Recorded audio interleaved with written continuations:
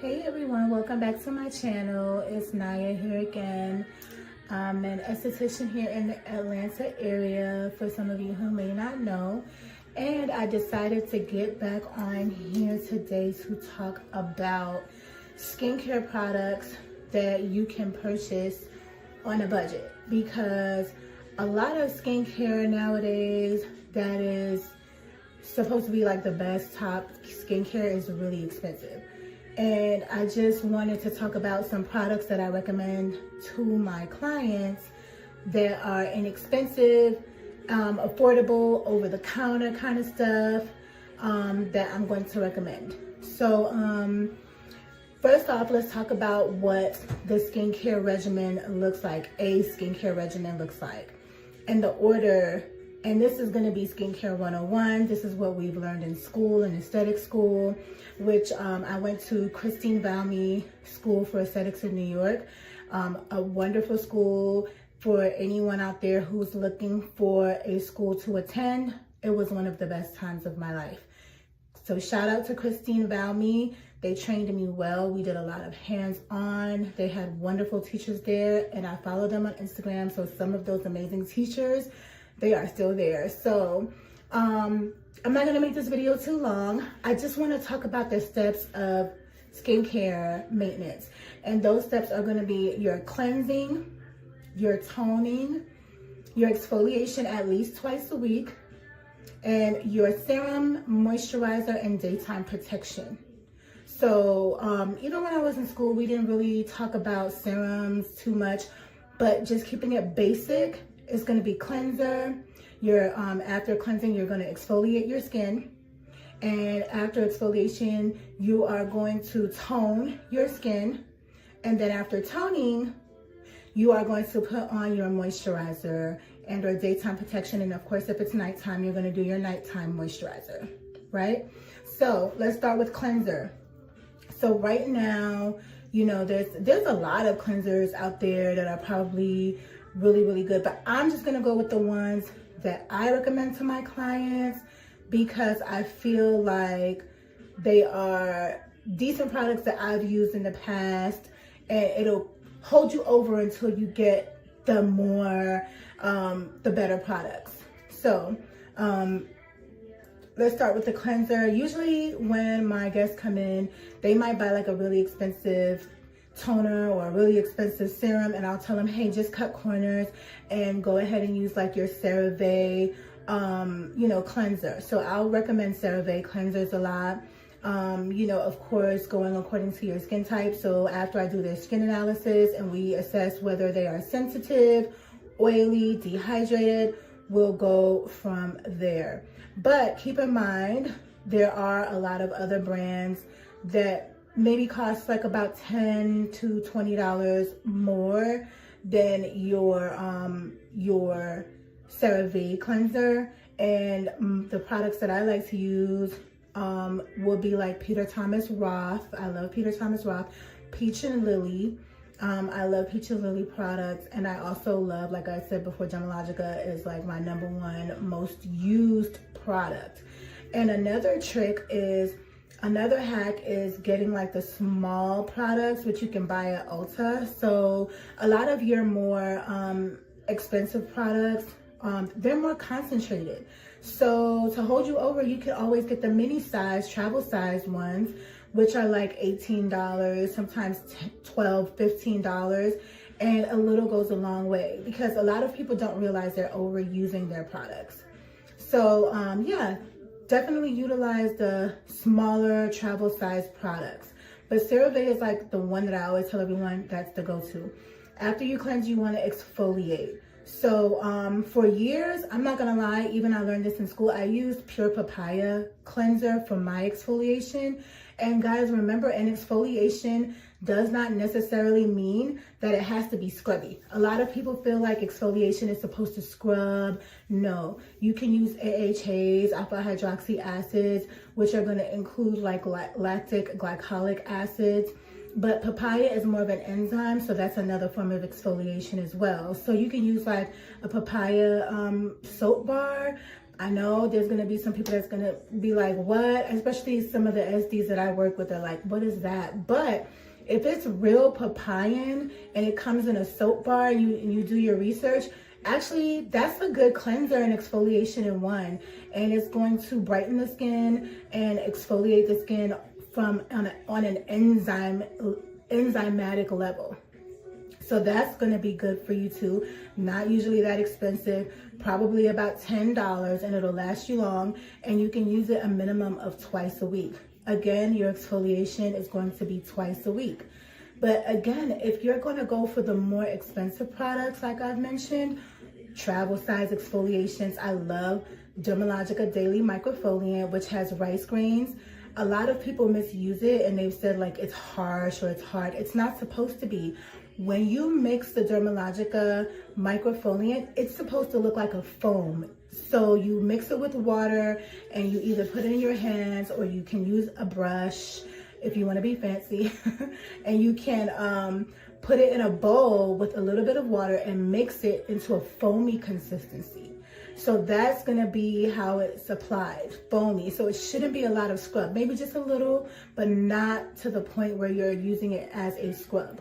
Sometimes people like that feeling, understandable, but you should not, it's not really supposed to be used that way. But you can, if you like, you would use less water and you would use a little bit more of the powder.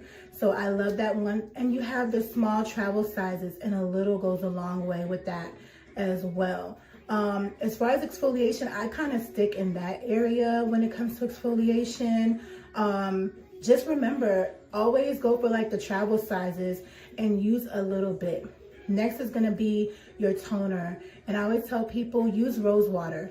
If you are not sure about if the toners are any good, or if you're not sure if it's going to be an ethically sourced toner, go for rose water. That's going to be the closest to your skin's pH. That's what's so good about rose water. It's very close to our skin's pH, which is a 5.5 pH.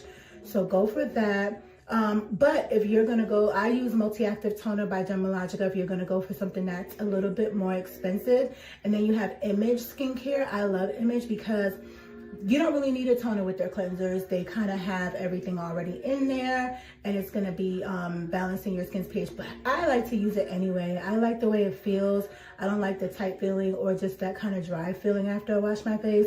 So that's what I use. But often I do use a rose water toner. Actually, I have one right here, and this is the Heritage Store Rose Water Cleanser. That's one of my favorites. I'm sorry, toner, excuse me, toner. That's one of my favorite rose water toners. I love it. And sometimes I even, like if I feel like my makeup looks a little dry, I'll just kind of spray it over my makeup.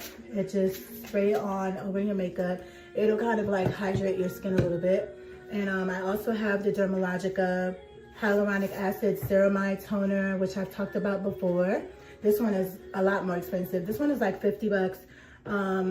But it works really well for like giving you like a glass skin glow. But if you're oily, you don't want to be using this one too much if you're already kind of oily. So like I said, if you're going for something economical, you can stick with the rose water, which is like $10. A great place to shop is going to be like your Sprouts Market to get more, I would say, more safe natural ingredients and more safe ingredients.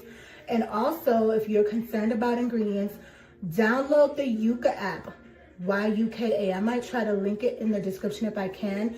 You can scan all of your skincare products on this app. A lot of people know about this, but some people may not, and make sure that these products are good products.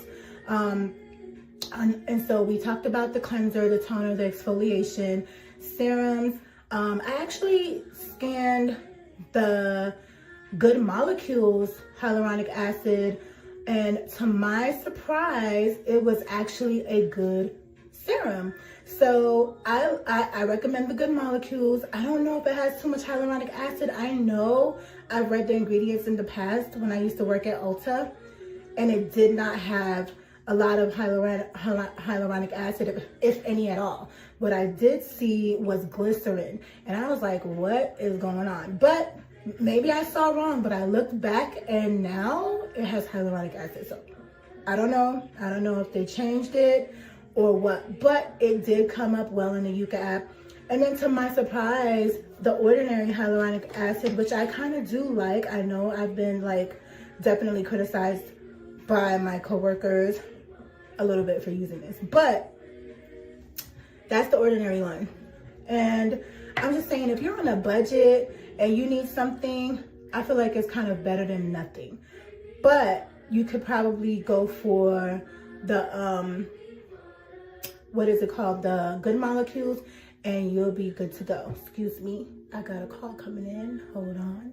So yeah, so those are good ones.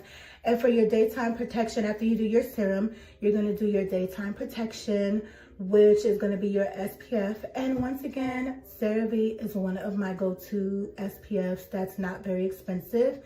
But yeah, that's definitely going to be one, and a good way to kind of like make your SPF come out better and more hydrating for your skin is mixing it with your serums. So before you put your SPF on, make sure your skin is still damp. Because in school we learned that once the skin is still damp and you seal it in with your moisturizer and your and your serums, you prevent transepidermal water loss. So yeah, that's gonna be a really, really good one to use, and that's gonna be your CeraVe and Cetaphil. Those are good too, especially for sensitive skin. You can't go wrong with that. SPF, and you can mix it in. And a lot of people say that SPF is not good for the skin, or they feel like black people or darker skin people, people of color do not need SPF, but it's not true, because if you don't use SPF, you're going to start having premature aging. You don't want that. Wrinkles, hyperpigmentation, all of these things happen when you're not using SPF. So I highly recommend it. It's gonna be the foundation of all of your skincare. So yeah, that's gonna be the steps that you're gonna follow. If you want a better SPF, go for your physical SPF, which is going to be your zinc oxide and your titanium oxide. Those are mineral-based physical SPFs, and if you're even more concerned, use that Yuka app, scan it, make sure that it's a good one. Go to Sprouts, go to your farmers markets, go to your Whole Foods, so that you're getting a physical SPF that's gonna be more healthy for your skin, and that's gonna have better ingredients. So yeah, I hope this helps, and I will be back on here talking about more skincare tips and advice. And if you have any questions, leave it in the comments below. Someone's trying to call me, but it was so nice coming on here again, and I hope to make more videos soon. Thank you so much for watching. Please support my channel, like my channel, share it with someone who might need some skincare help, and please subscribe. Thank you.